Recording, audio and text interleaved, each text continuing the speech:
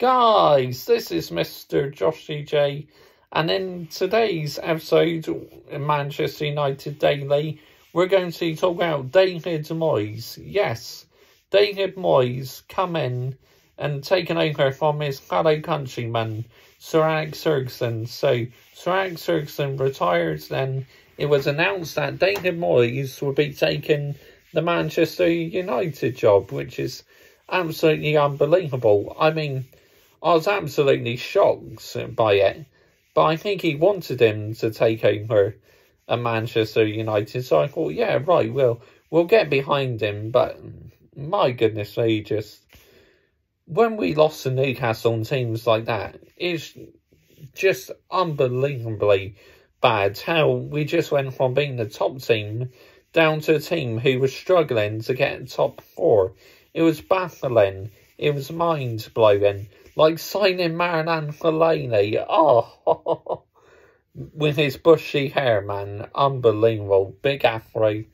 Just panic buying. Back then, it was panic buying. Signing a player like Marouane Fellaini. He was never Manchester United standards. I got to admit, near the end of his career, he was starting to improve a bit, but he was never Manchester United standards.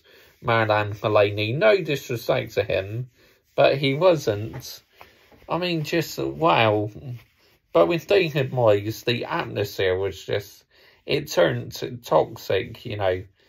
I mean, David Moyes, I never wanted a manager out, but, you know, after losing 3-0 to Liverpool and losing to Manchester City as well, I was just done with David Moyes. He had to go.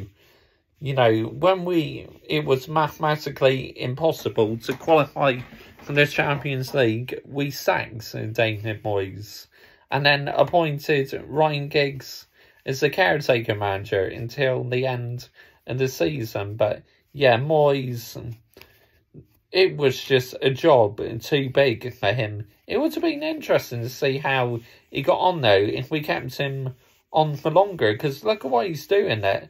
West Ham now is absolutely unbelievable. You know, they could possibly still get Champions League football this season, West Ham. Imagine that. They denied us Champions League.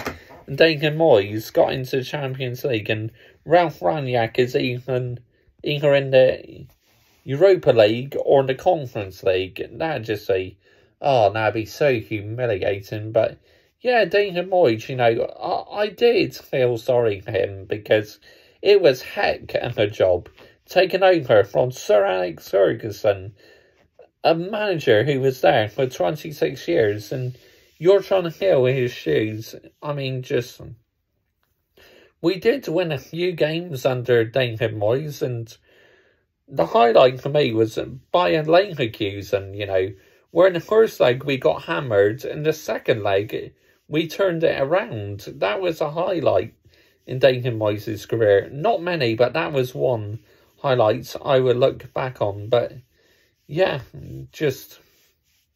it was sad. But, you know, I mean, Old Trafford, wow. The atmosphere was just so flat at times after Sir Alex Ferguson retired. And it still is these days sometimes.